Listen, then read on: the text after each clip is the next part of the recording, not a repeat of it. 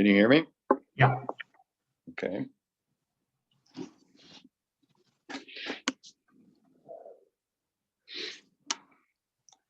Well, I think you were one of the most diligent, if not the most diligent student.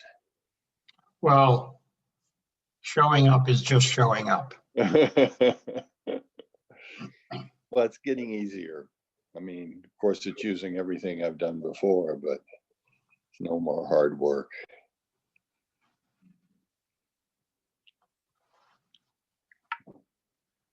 So how are we on the time? All right. Well, I see my usual cadre, so Yeah. I'll start. So today we're going to, this is the first time we need to assume that we have an H-cobordism or a product. So I've been working under the assumption that W was V cross I. But if you look back at what I did, I never used the topology. I only used the W was a compact cobordism and our functions weren't allowed to have critical points on the boundary. That's because I never got rid of any critical points. I simply moved them around. I ordered them. Now I'm actually going to start getting rid of critical points. And you can't get rid of critical points if they're carrying topology. So I have to assume that there isn't any topology for these critical points to carry. So we're now taking, we really are going to use W as V cross I. And the result that we're trying to prove today is that if you fix, so W is an N manifold, if you fix an index somewhere between 2 and N minus 3, and you consider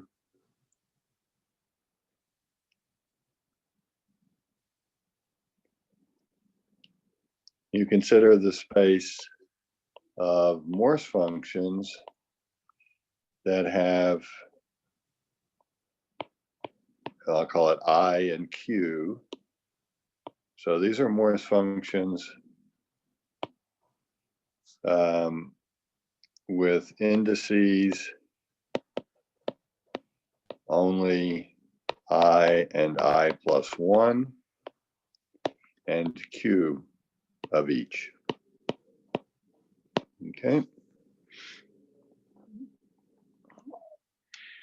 And then I'll define, well, I guess could have just said it directly.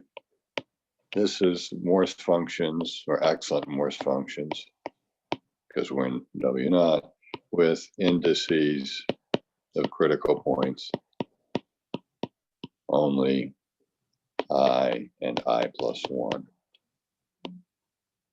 So it will be the union over Q of the F naught V I Q. And the theorem is N greater than or equal to 6, V simply connected, I between 2 and N minus 3, then F naught I, how shall I say this, union F1 V I is connected, path connected.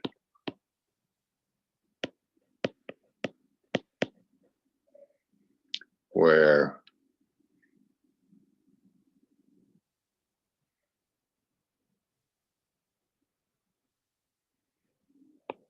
F1 VI has all critical points of index I,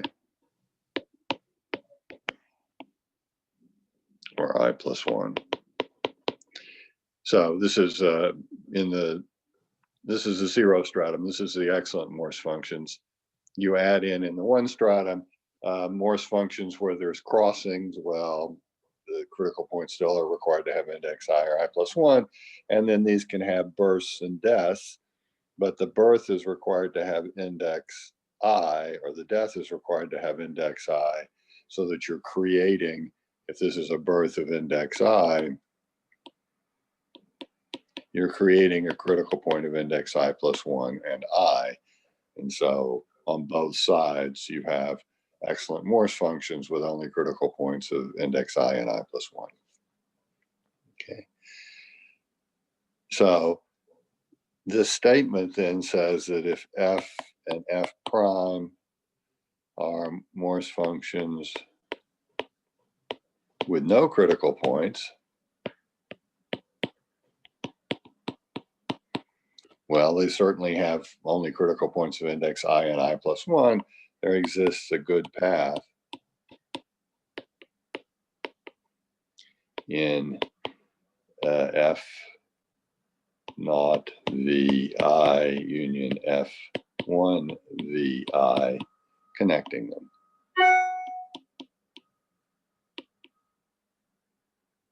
So this will say that in our graphics, here's F on this side, F prime on this side, our graphics will have bursts and deaths and crossings and so on. But every critical point either has index I or I+1. Okay. And of course, they're going to be ordered. I should have said that up here.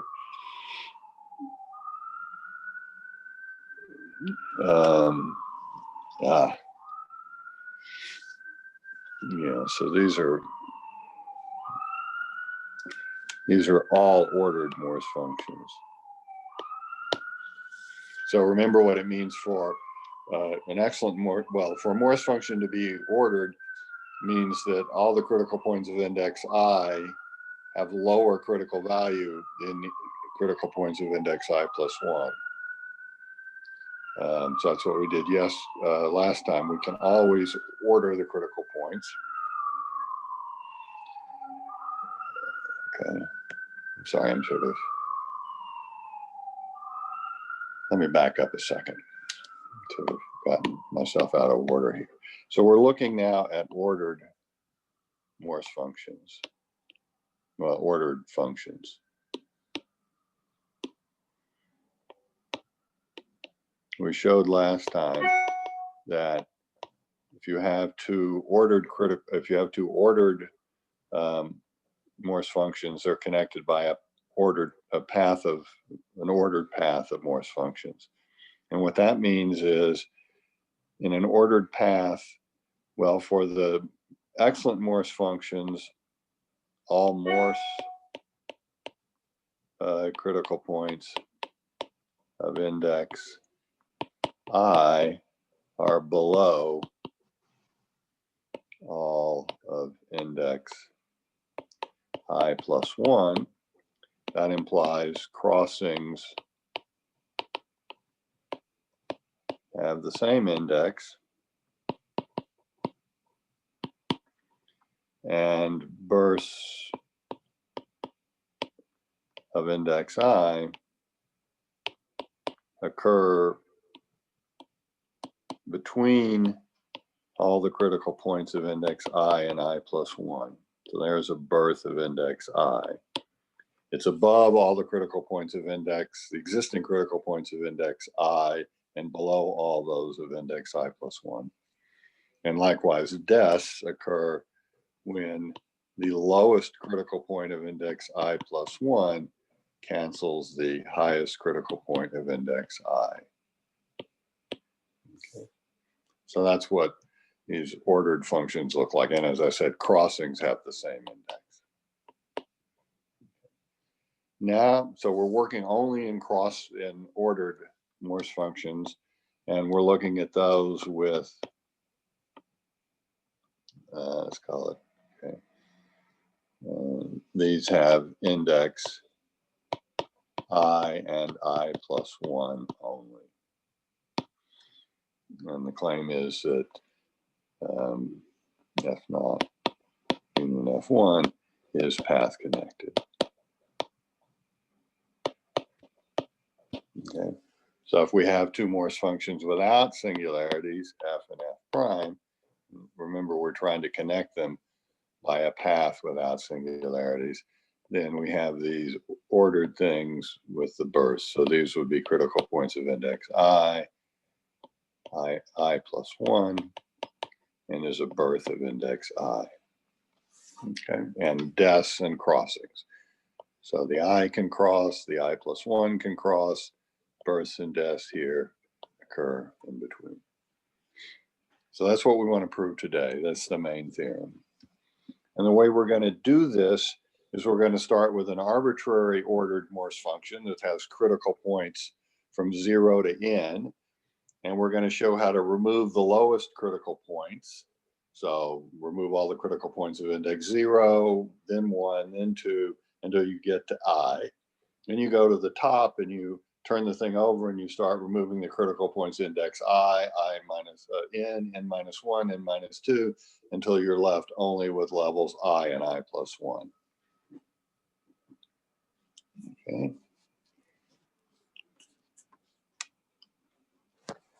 So that's the idea. So let's define excellent Morse functions whose critical values lie in the interval ij and have at most k critical points of index I.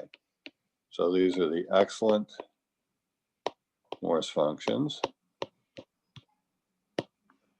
with indices, all indices of critical points in the interval I and j, and the number of critical points of index I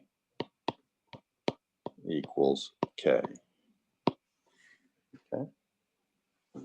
And we're going to be taking, the assumptions are going to be I is less than or equal to n minus 4. A j is greater than or equal to I plus 2.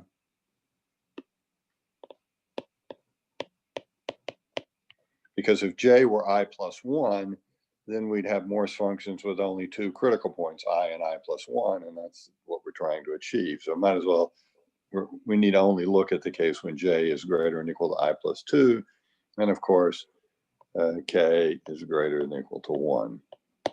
Because if k is 0, we would really be in I plus 1 j. And the main lemma is that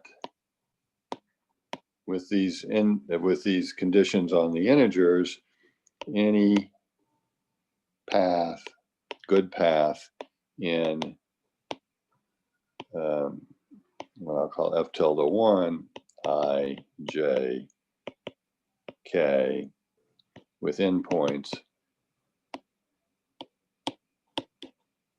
in f naught, I, j, k minus 1 is homotopic rel endpoints into f tilde 1, I, j, k minus 1. So when I say f tilde 1, I simply mean the union of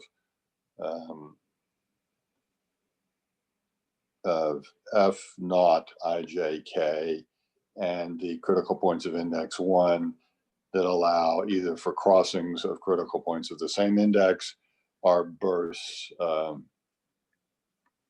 keeping the ordering. Okay, but no more than this many critical points of index I. Okay. Well, if we know this, then inductive argument shows that if f and f prime are good Morse functions in I plus 1 j, then f and f prime are connected by a path. What do I want to say?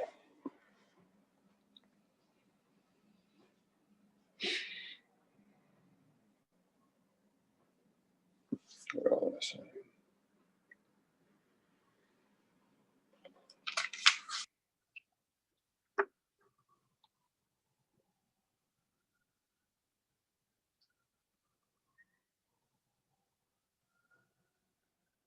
Well, let me back up here. So this is the main lemma.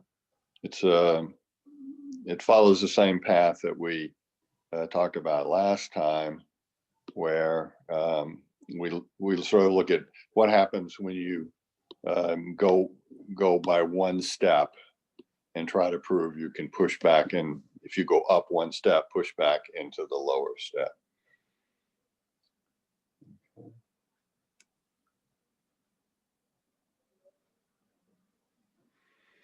All right, so let me use this lemma to prove the theorem. So the theorem said, where's the theorem?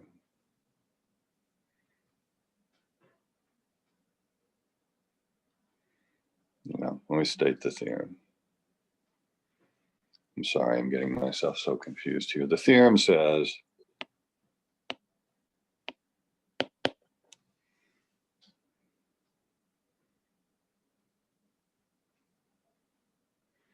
that if f and f prime are Morse functions without singularity, without critical points,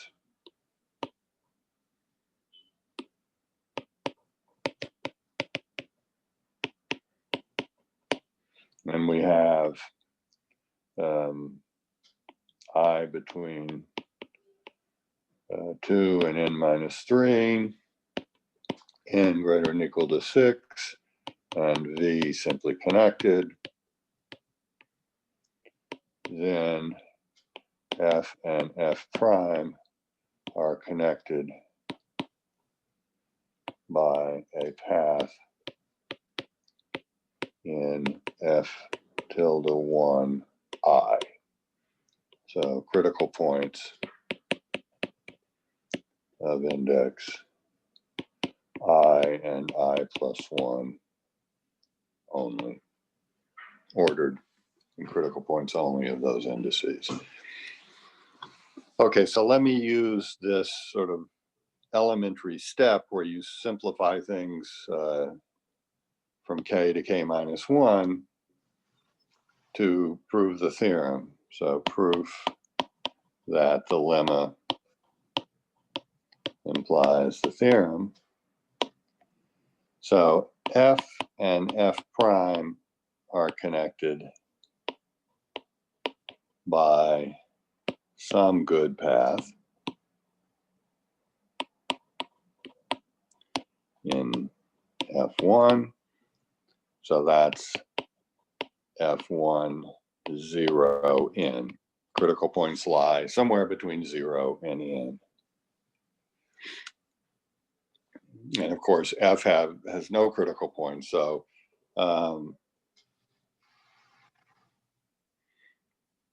okay. So in fact, they lie in f1 0 in k, the path connected by some good path gamma.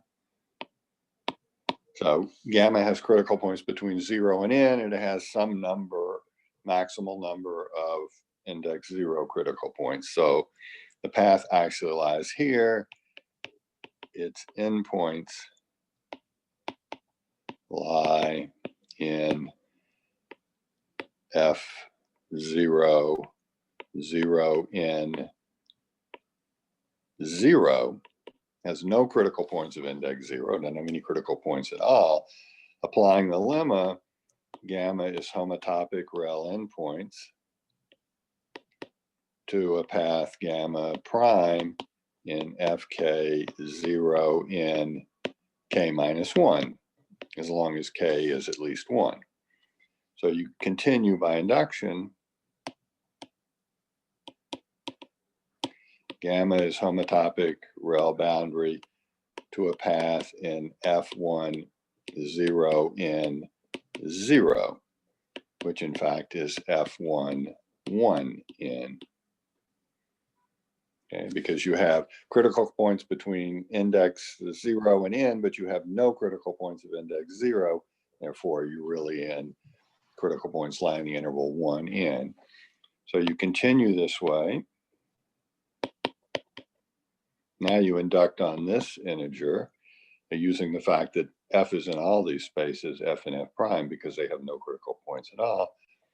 You continue this way to see that gamma is homotopic rel boundary to gamma prime in f I in. Okay.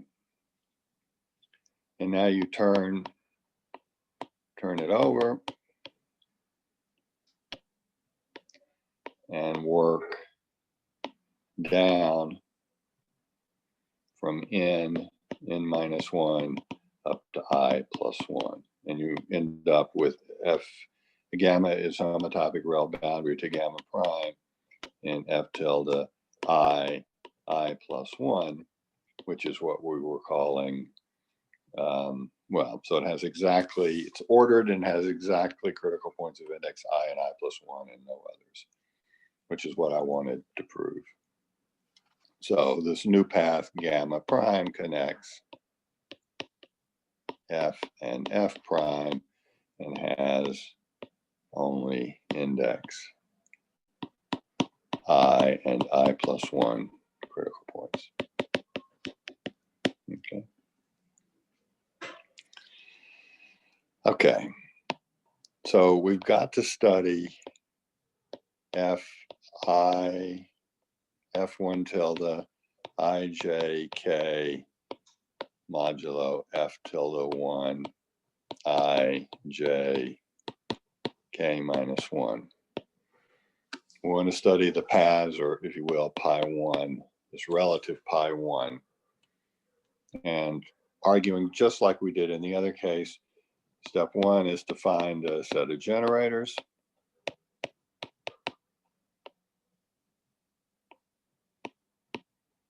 And step 2 is to show each is homotopic into rel boundary into f tilde 1 I k minus 1. So reduce the number of critical points at level I by 1. Okay. So that's what we want to do. So I need to find the critical points and generators for these relative critical points. And I need to then show each one of those generators is homotopically trivial. Okay. So it's the same basic structure as we've talked about before. So we divide the space. This part of it is f tilde 1 I j k minus 1, the subspace we're interested in, and the whole picture here is the bigger I j k. And we have a path, gamma, starts and ends in the subspace, crosses this barrier where you move from the subspace to the one higher space. There may be all sorts of crossings down here, but I don't care about those. I'm only interested in the other places where this path crosses the codimension.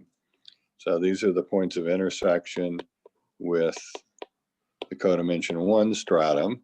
They can be crossings, bursts, or deaths. So these points above here can be crossings, but crossings of the same index, and then bursts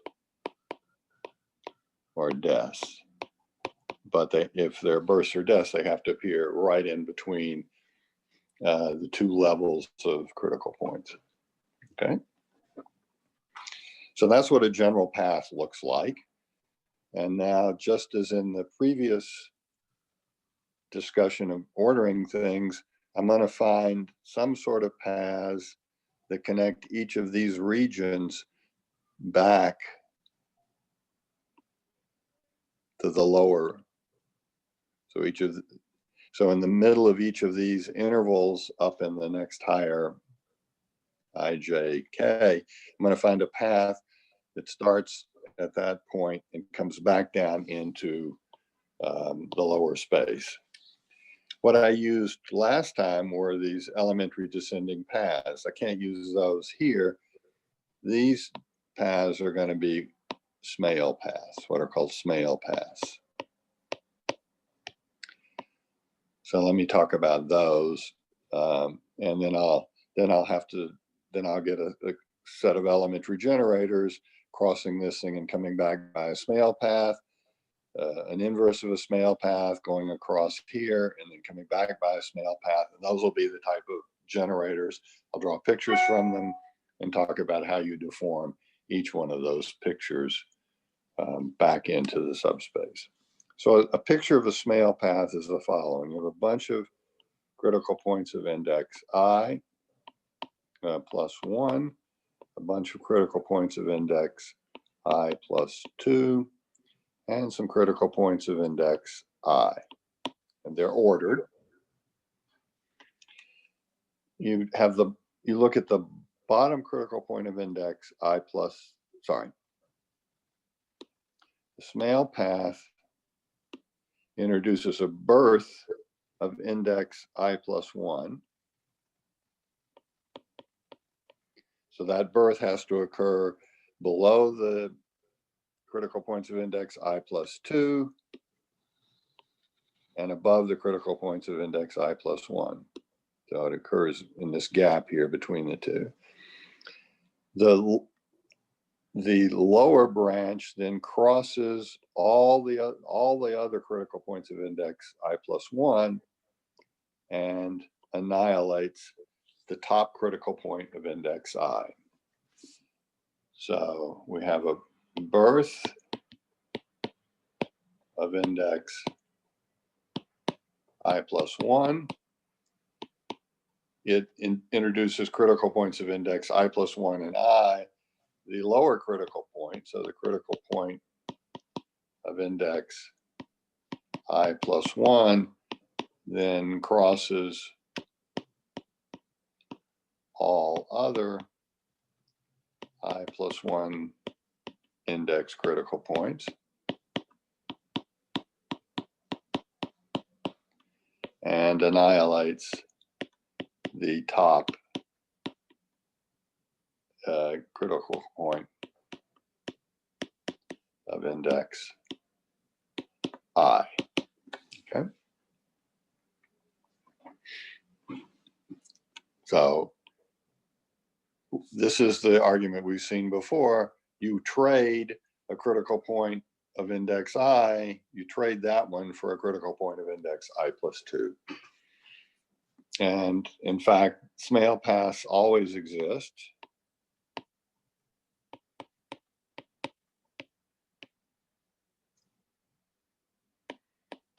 We talked about this when we were canceling the critical points of index 1.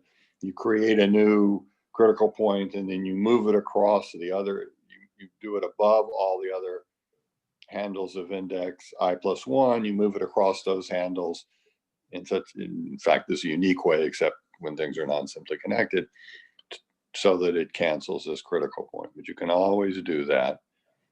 And usually it's unique, but I won't need that. Okay, so that's a Smale path. And here, of course, I have to have the triviality of the homology in between the homology of index I guess, in order to be able to kill this critical point. Those are Smale paths. They always exist. In other words, if you have an ordered Morse function, you can introduce a critical point at level I plus 1, which will under the Smale path cancel the top critical point of index I. Does all these exist since n is greater than or equal to 6, pi 1 of v is trivial. That's it. Okay. And of course, you have to have a critical point of index I in order to have a Smale path. All right. So my descent, and notice what the Smale path does. The Smale path does what we need. Smale path reduces from F naught I j k to F naught I j k minus 1. In other words, if you start here with a Morse function f, which has k plus 1 critical points at index I, you then move through this path, you create a new pair of critical points up here, but then you cancel one of the critical points at index I. So by the time you finish this path over here, this f prime, f is in fijk, and f prime is in fijk minus 1. So those Smale paths, in fact, go from a point in the bigger space back down into the smaller space. So the Smale paths, they exist starting anywhere up here, and they bring you back down to the lower region. Okay, so our generators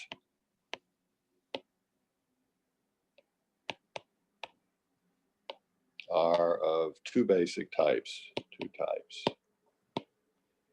There is the one that comes first, and then a Smale path.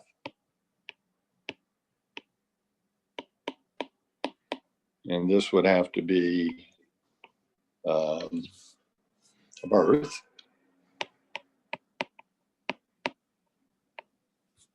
Right, because you're going from a Morse function with k critical points of index I to a Morse function with k plus 1 critical points of index I. So this is a birth of index I,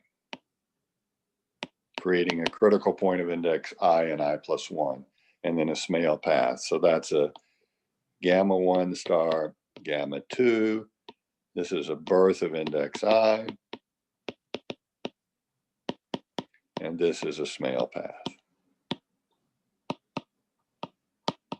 Okay, that's the first one. That's what you get over here. At the other extreme, you get the inverse.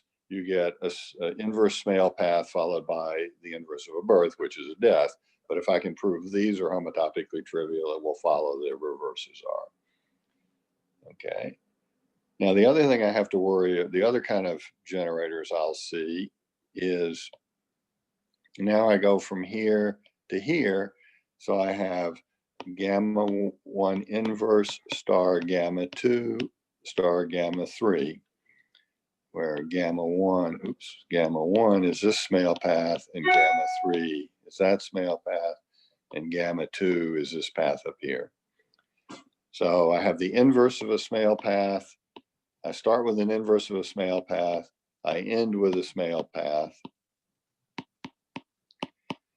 And in between gamma 2 is either a crossing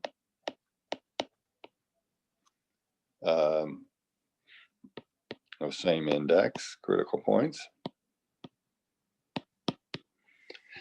or a birth or death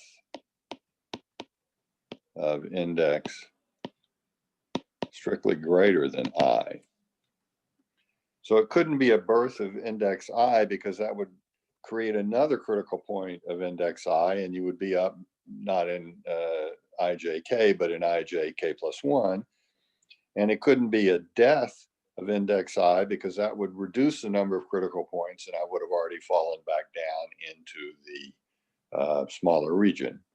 So if it's a birth or death, it has to be of index strictly greater than I. Okay, so these are the paths I have to draw pictures of now.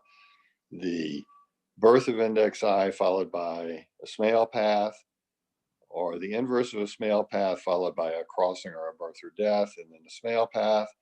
And those are the ones I have to consider. So now I'm going to start drawing pictures for what these look like. So first, for a birth of index I followed by a Smale path. Gamma 1 is a birth of index I, and gamma 2 is a Smale path. Okay, and of course the index of the Smale path, the bottom of the Smale path has to be index I. All right, so let's see what we've got here. So we have a bunch of critical points of index I, and some critical points of index I plus 1, oops, and then some more of index I plus 2. That's what my function looks like coming in. I won't try to specify how many I have of each type. Now I have a birth of index I. Well, the birth of index I occurs here between level I and level I plus 1. And this is when you passed from K critical points. So here at this time I have K minus 1 index I critical points. I introduce a birth, and now I have K of them. So that's when I've crossed over this barrier between K minus 1 and K. That's my birth. And now I have a Smale path. The Smale path starts with a critical point of index I plus 1. The stuff of index I then comes down, and you kill the top critical point of index I, which is this one. So this is a critical point of index I. This is a critical point of index I plus 1. So my Smale path, let me draw the top a little better, starts with another critical point of index I plus 1. So it's between levels I plus 1 and I plus 2. And then you have a descent down, and this kills the top critical point of index I, which is in fact the lower branch of the birth that you had. So let me just clean this picture up slightly. It looks like this. Okay, where these are I.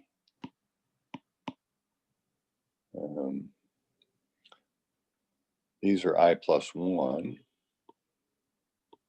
All of these are I plus 1. And then this up here is I plus 2. Okay. So that's what it looks like. All right. So that's for reasons that will be clear later. I'm going to call this diagram 5. And I'll list them all when I'm finished again, just so that we have them. But this is what this first birth followed by Smale path gives me. Okay. Now we want to start studying inverse of a Smale path, gamma 2, Smale path, where gamma 2 is a crossing, where two critical points of the same index cross. Well, one possibility is the index of crossing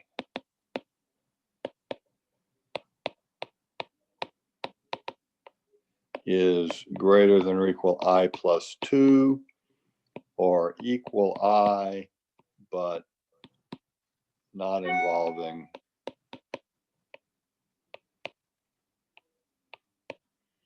the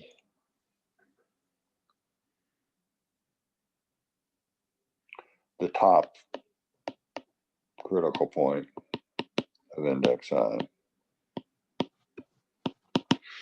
Well, in all those cases, the crossing is completely disjoint from the Smale paths and so on. So you can just push it forward and get it out of the diagram. It doesn't do anything, but let me just draw what happens. So the inverse of the Smale path looks like this. The Smale path looks like that. So this is, yeah,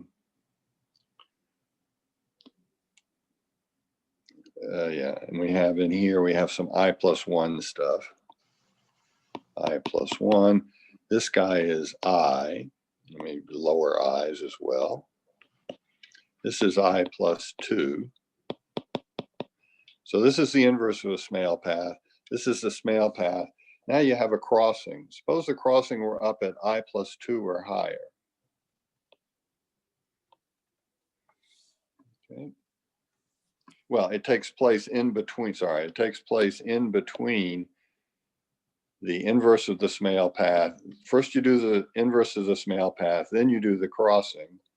So if the crossing exists, it's in this middle region. And you see by the independence of critical point, independent singularities, you can simply push the crossing all the way to the front. And you get a crossing of critical points of higher index. It does nothing. That's a path inside F, I, J, K -1. So you can ignore that. And then you're left with this picture, Smale path and its inverse. Okay. So that's another diagram. This is going to be called diagram 1. And I'll get that if my crossing happens to be above where the Smale path takes place or below it. And below it would be if you interchange two critical points of index I.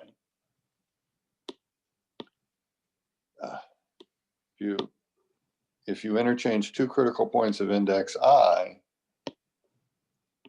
but neither one of them is the top critical point of index I, then that interchange is below the Smale paths and can be pushed to the front. Okay. So that's one possibility. Another possibility is, and it leads to this diagram, a diagram where you just see the inverse of a Smale path and the Smale path, nothing else happening. The next possibility is the crossing is at index I+1. And there you'll get this sort of path. Here's the Smale path and its inverse. Here are the critical points of index I+1, and you have some crossing between them here in the middle.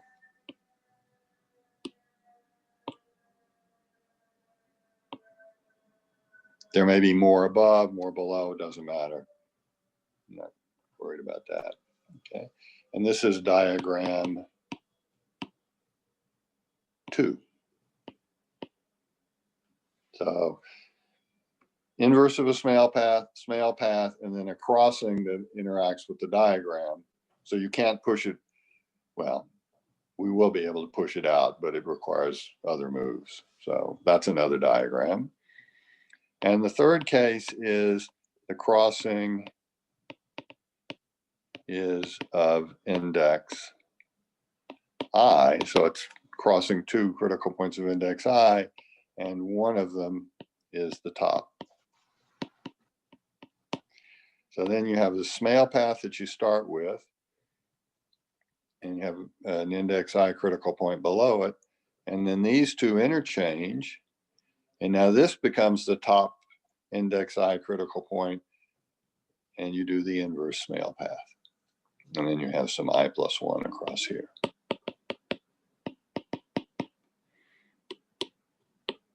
Okay. So this one is in fact, this is our next diagram, diagram 3. It's actually the hardest one to deal with. It's I'll just draw it again. Okay. So that the bottom parts, the index I critical points of the smale paths don't hook up. They've crossed before you could hook them up. So this is diagram 3. So now I have diagram 1, just a simple smale path and its inverse. Diagram 2, smale path and its inverse with a crossing in the middle. Diagram 3, which is kind of funny. The bottoms of the smale paths don't match up. Diagram 5, which is a little bit different, but at least the bottom of the smale paths match up. And now diagram 4 comes when we consider gamma 1 inverse of a smale path, gamma 2, gamma 3 smale path, and gamma 2 is a birth. Now, I also need to consider deaths, but if you just flip this over, you'll get a death. So if I can't handle births, I can handle deaths. All right. So one possibility is the birth. Well, the birth has to be, before I say that, the birth has to be of index, I've already said this, greater than or equal to I plus 1. Because if it were a birth of index I, you would increase the number of critical points of index I at least more. So the first case is birth of index greater than or equal I plus 2. And this is, again, independence of singularity. So here's your smale path and its inverse. This is I plus 2. You go up to the top, I plus 2, and then you do another birth in here. Well, it doesn't interact at all with the smale path, so you can push it forward by independence of singularities, make it occur first. The birth doesn't change. The birth is when you make it occur first, then it occurs out here. So you push it until it occurs first.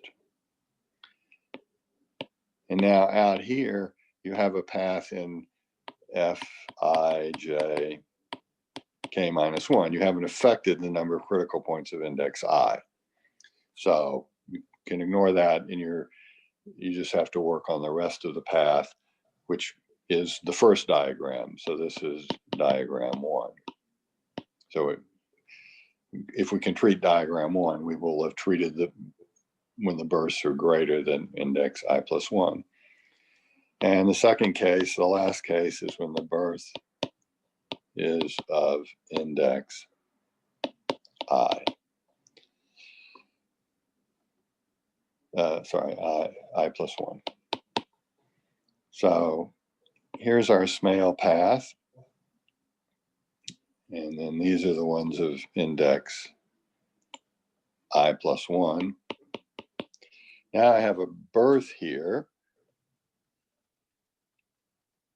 which creates a new critical point of index I plus 1 and a critical point of index I plus 2. And then I do my smale path, which gives me that. And this is diagram 4. Just draw it again. You have inverse smale paths, but then you have another birth like that. Okay, diagram 4. And that's it. So just to recap, we have 5 diagrams to consider.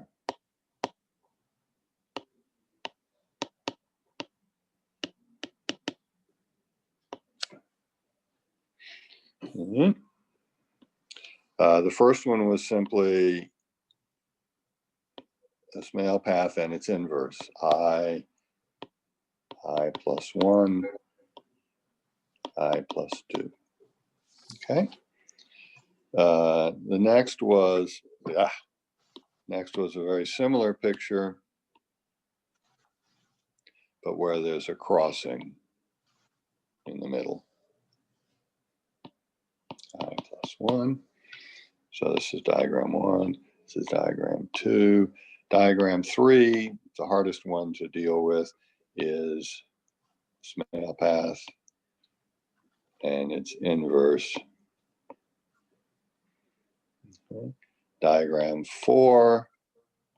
What was diagram 4? I've already forgotten diagram 4.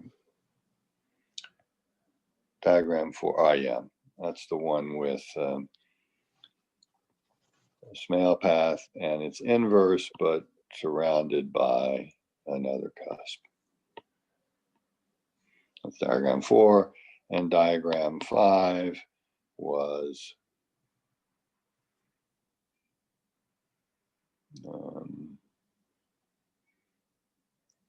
that one.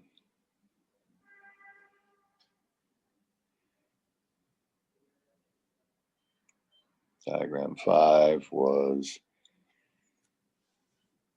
what's diagram 5? It was a birth and then an inverse Smale path. So a birth at level I, and then a Smale path.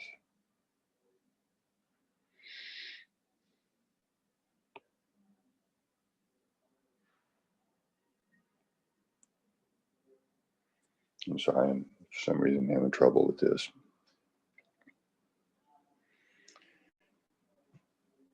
I see. So here's the birth, and here's the Smale path. Okay.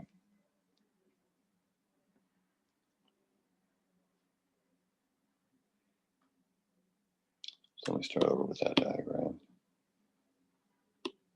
So we have the birth, and here.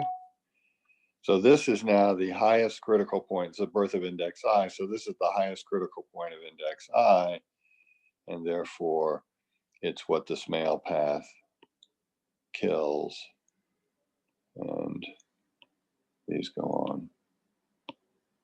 So these are the critical points of index I plus 1. This is a critical point of index I plus 2. Okay. So those are the 5 diagrams that I have to prove. So they have endpoints in ijk minus 1, and they have an extra critical point in the middle, and I have to deform them until they only have k minus 1 critical points of index I. So I have to move them down, get rid of critical point of index I. All right. So those are my generators, and now I want to get rid of them. So actually, let me do the easy cases first. The hardest case to me is 3. The next hardest case, just because it requires a lot of moves, is 1. But I can reduce all the others to 1. So let me show you how to reduce 2, 4, and 5. Well, 5 is just a swallowtail. So let me show you how to do 2, 4, and 5 first. Then I'll do 1. Then I'll do 3. All of these use the fact that, recall that a swallowtail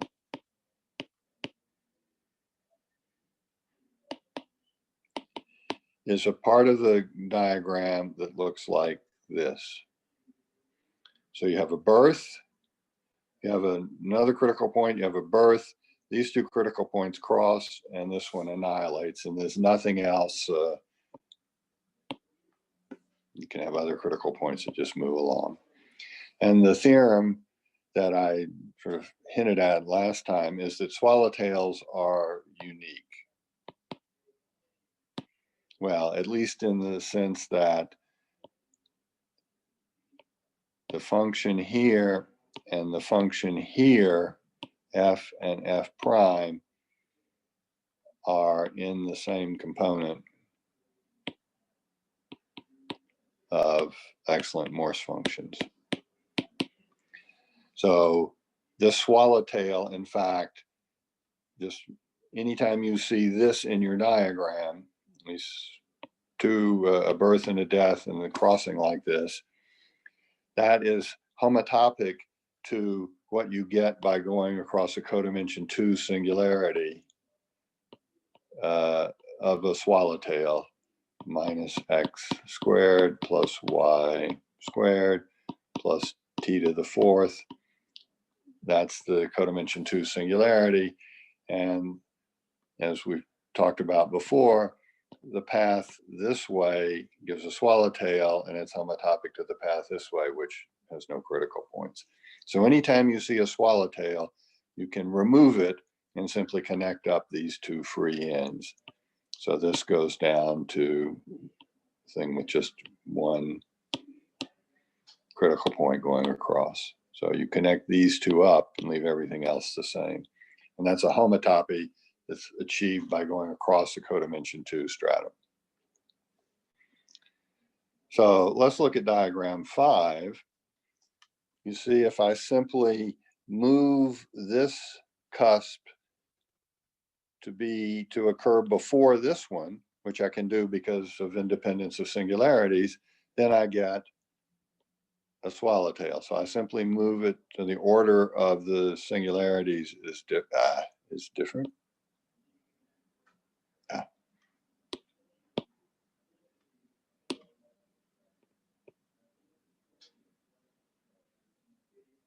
Okay, and you see right here a swallowtail. So you can remove that swallowtail, which leaves the diagram with everything else. So these two branches are connected and all of this goes away. So you've removed a critical point of index I. So you take diagram 5 goes over to a standard swallowtail, and you simply, this is index I, you simply remove the swallowtail, and that lowers number of critical points of index I. And that's how all these arguments are going to go. We're going to find a swallowtail, we're going to get rid of it, and then we will have reduced the number of critical points.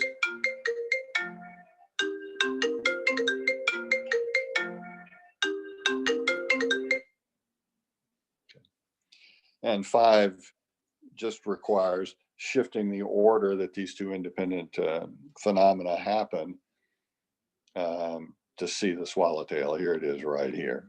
Okay, so that takes care of 5. Let's look at diagram 2. So diagram 2 looked like a Morse singularity, and it's inverse Morse singular, inverse small path with a crossing in the middle. Well, you see here a triangle. So you apply your triangle lemma, which has the effect of moving the singularity on the other side of this arc. So you do the triangle move, which remember came from a codimension 2 singularity like that, which allows you to move from above to below. Move the triangle to the opposite side, and you end up with this picture where the singularity happens, the crossing happens before you get to this descending arc. Then you just push it forward. So once again, it's the same thing we'd seen before. This is actually in F I J K minus 1. You haven't added this critical point of index I yet, so you can ignore this, and you just need to work on the part of the diagram that comes after this thing, which is your diagram 1. So simply doing a triangle move and then moving the crossing before this independent cusp singularity, you write this as a composition of something, a path in the lower space, the K minus 1 space, followed by diagram 1. So that reduces diagram 2 the study of diagram 2 to the study of diagram 1. Okay, now let's do diagram 4.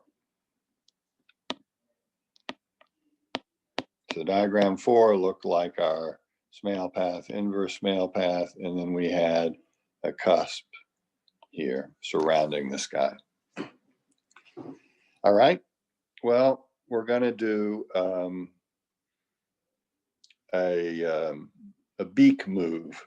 Remember, the beak move allowed you to move this configuration to this configuration. There's several ways to think about a beak move, but that's one of them. So I'm going to apply that to the lower branch of the critical point coming out of this singularity, and I end up with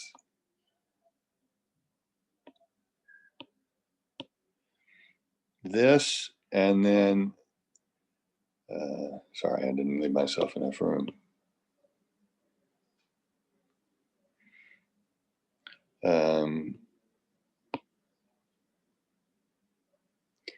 And now this one goes like this. Okay. Well, once you've done that, again, you have the independence of singularities. So you can just move this guy outside over here. And thus, in this region, you have diagram 1. And out here, this is all in the subspace I, j, k minus 1, because you haven't affected the number of critical points at index I. So that reduces diagram 4 to diagram 1. So we need to study diagram 1 and diagram 5 and diagram 3. So diagram 1, let's not work on that one. So this is I plus 2, this is I, and these are all I plus 1. Yeah, I plus 1. Critical points. All right. So, as I say, it's complicated, so let me look at my notes. Diagram 1. Okay.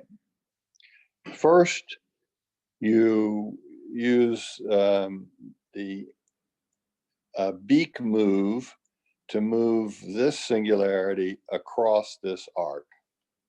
So you do a beak move to get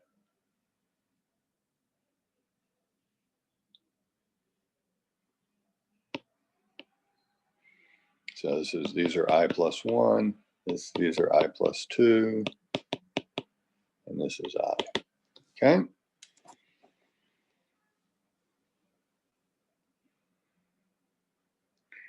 Now we do independence of singularities to move this guy past this one.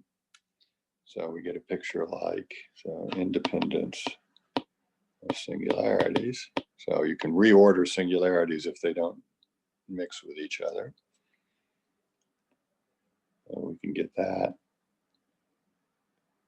And here, this comes back. I.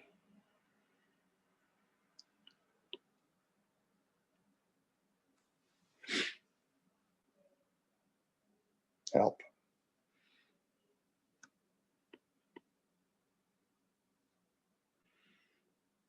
And then I have other singularities of index I plus 1 down here. This is I plus 2, and this is I plus 2. Okay. Now I do the triangle moves to move these singularities, however many there are, of index I plus 1 above this crossing point. So you see the little triangle here. I want to trade it. So I then get this picture. And all the critical points of index I plus 1 are here. Okay. And now you see the beak. I'm sorry, now you see the swallowtail.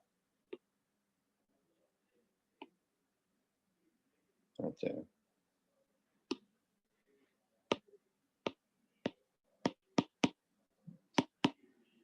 So I can remove the swallowtail, leaving me with some picture where I've removed this critical point of index I. So I remove the swallowtail, connect these two up, and I get a complicated diagram, but it's got one fewer critical point of index I.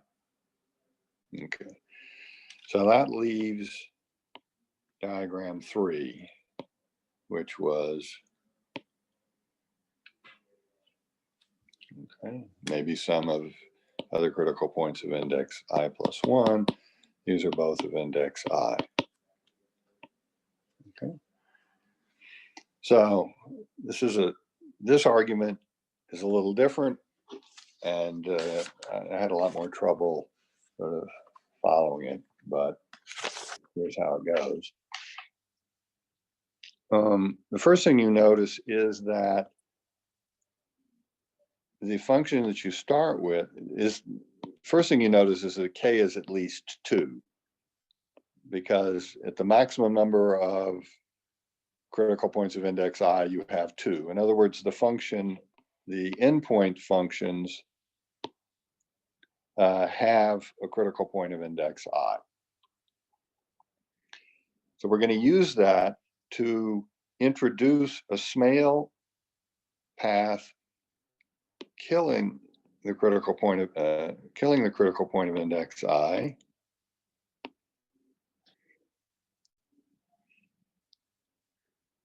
and producing then a function f prime, which actually is in I, j, k minus 2. Okay, so I have a path in I, j, k minus 1, which goes from f to f prime, which is actually one lower, because I did a Smale path. Now I have to do the inverse to come back to f. So the inverse looks like this. Okay, and now I have this diagram.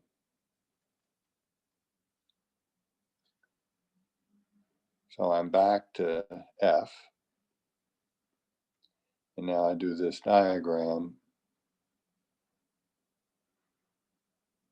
I have an inverse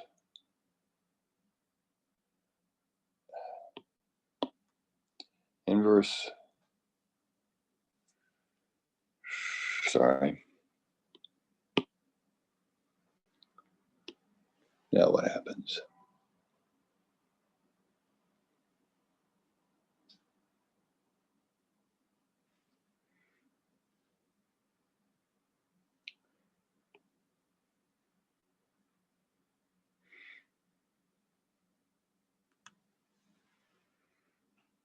Right.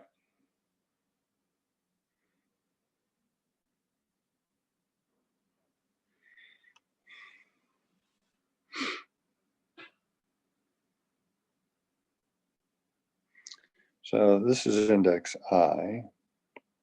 This is index I. Yeah. So my Smale path kills the highest critical point of index I, which is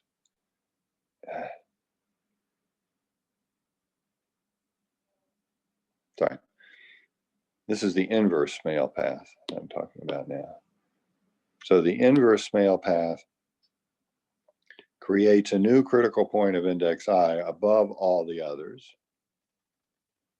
And then the one right below it turns out to be what dies when you go the other direction.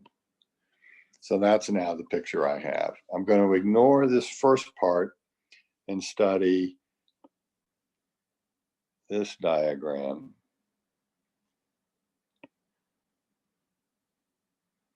And there's some other critical points of index I plus 1 across here. All right. So that's the diagram.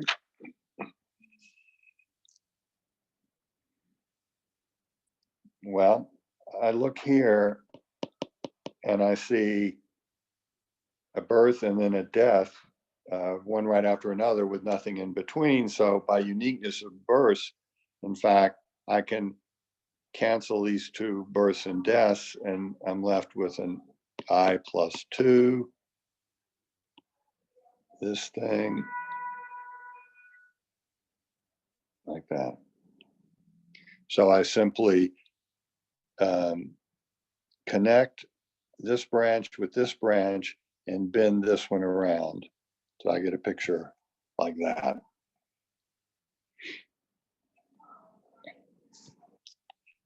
Now, what do I do? Okay. Now I do a beak move, moving this critical point across there.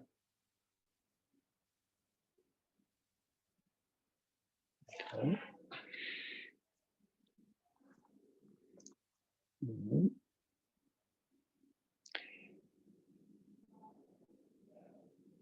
And now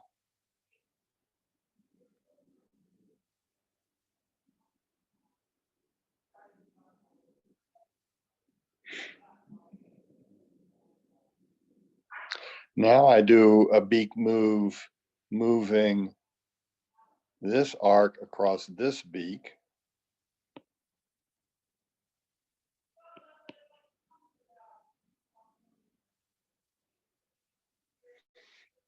Okay. Sorry, there's a start over again.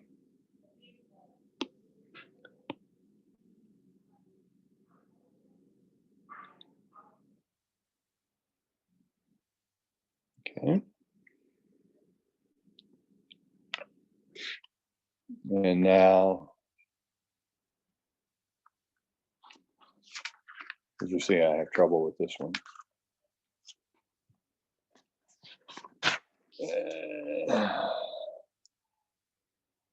Maybe I went the wrong one.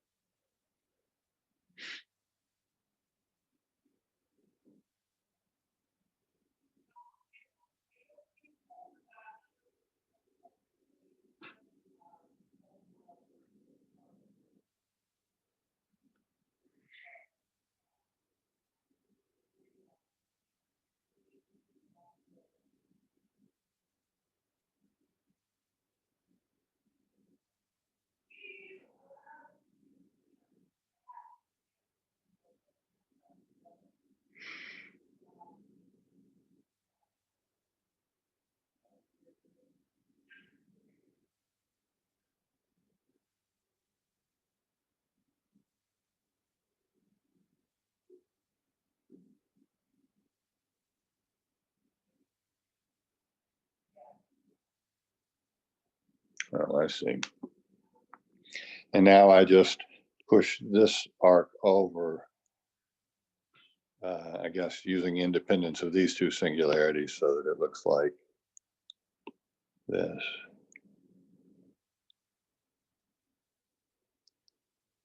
And here you see the swallowtail,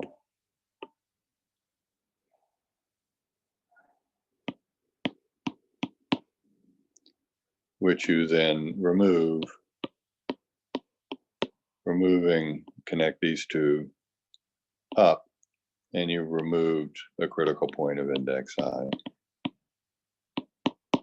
Okay, so that's all the cases, and I've finished the argument.